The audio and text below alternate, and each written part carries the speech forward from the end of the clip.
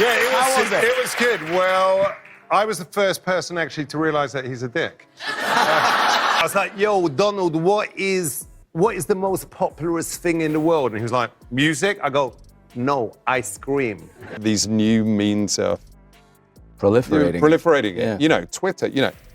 Trump without Twitter probably would not have become president. Right. Which is why he was accosted by this moron, and I didn't like it. I didn't like watching. Cohen absolutely destroyed Trump on national television, calling him less of a self-made mogul and more of a political Disneyland attraction. The best part, Trump's meltdown afterward proved every single point Cohen made about his fragile ego. Before we move on, I'd like to ask you a small favor. If you appreciate this content, please take a second to like this video and subscribe to the channel. Over 98% of you watch the videos without subscribing. It costs you nothing, but it makes a huge difference to us.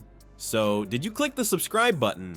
Great, thank you so much. Now, back to the video. my Jack Dorsey is in the White House having a meeting with Trump. Right. Where Yeah, they can't get rid of extreme right Twitter accounts because it might affect some of the Republican base.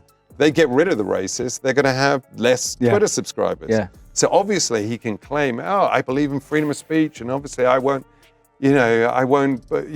be biased against anyone. When really in society, Remember when Ali G asked Trump about ice cream? That was just the warm-up act compared to what Sacha Baron Cohen just pulled off. The comedic genius has made a career out of letting powerful people hang themselves with their own words, and his latest target was none other than our former president's carefully crafted image. Cohen isn't just some random comedian throwing weak jabs at Trump. He's the mastermind who got politicians to endorse arming kindergarteners on his show, Who is America? And tricked Rudy Giuliani into that infamous hotel scene in the Borat sequel. This man knows how to set a trap, and Trump walked right into it like a moth to an orange flame. and I go, what is the problem with ice cream? And he goes, it melts. I go, so what is my invention? He goes, non-melting ice cream?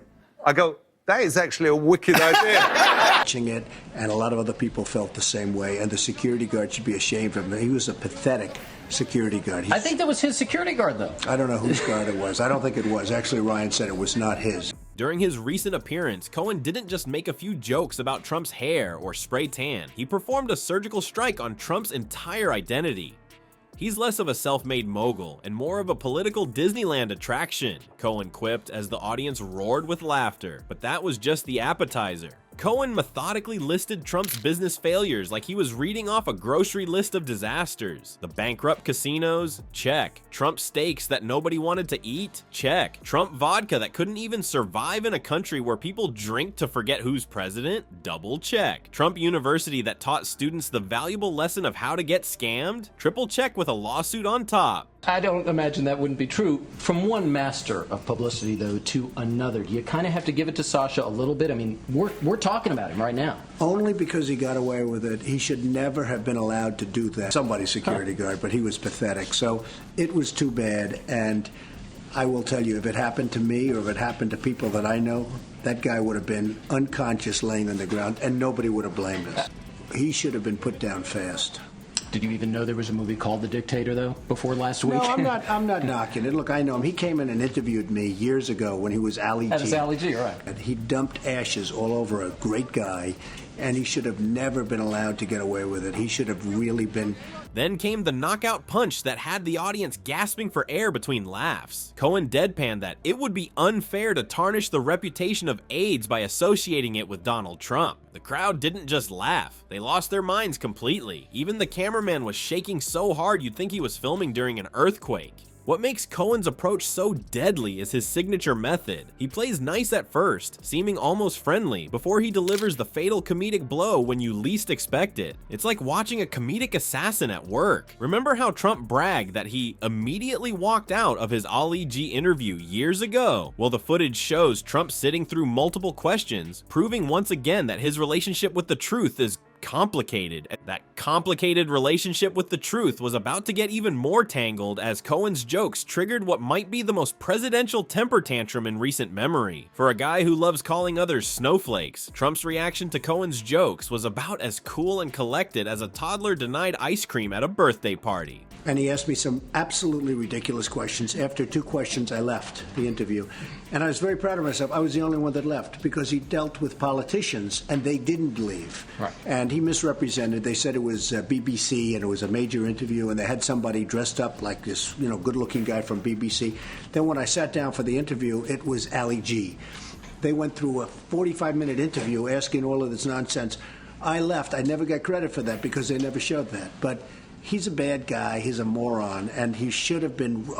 Trump has always prided himself on being the toughest, most unbothered dude in any room. Just ask him. He'll tell you he's got the thickest skin, the best temperament, and that nothing gets under his magnificent epidermis. But when Cohen's comedy routine hit the airwaves, that tough guy facade crumbled faster than a Trump casino balance sheet. The former president's first move, grabbing his phone and rage posting in all caps, calling Cohen a very sick and demented person. Nothing says, "I'm totally fine with this," like screaming into the digital void like your caps lock key is stuck. Very presidential, very stable genius material. But wait, there's more. Trump wasn't done with his little online tantrum. He went on to unleash a barrage of super creative insults, labeling Cohen as unfunny, a disaster, and wait for it, the worst comedian ever. Devastating critique from a man whose idea of humor is mocking disabled reporters. The funniest part? Trump doubled down on his Ali G interview fantasy, insisting he immediately recognized Cohen during their encounter. This despite video evidence showing him happily answering multiple ridiculous questions before figuring out he was being pranked. It's like claiming you knew the tooth fairy wasn't real while still putting teeth under your pillow. In perhaps the most revealing moment of his meltdown, Trump even wished his personal security had been present during Cohen's appearance. Nothing says, "I'm a big tough man who can handle anything," like fantasizing about having your bodyguards rough up a comedian armed with nothing but jokes. What's next? Secret Service protection from Saturday Night Live sketches? The ultimate irony of Trump's hissy fit is that it perfectly validated everything Cohen had just said about him. With each angry post, Trump confirmed Cohen's portrayal of his fragile ego and paper-thin skin. It was like watching someone scream, "I am not angry," while throwing furniture across the room. When it comes to taking down the powerful, nothing works quite like comedy. Sacha Baron Cohen has perfected this art, using satire as his weapon of choice against the inflated egos of public figures. What we witnessed wasn't just a funny guy making Trump jokes. It was a masterclass in accountability through humor. Cohen's unique blend of satire and real-world exposure creates something magical. He strips away the facade and leaves the emperor with no clothes. Experts point out that comedy serves as one of our most potent tools for political commentary, allowing performers like Cohen to expose hypocrisy while keeping audiences laughing.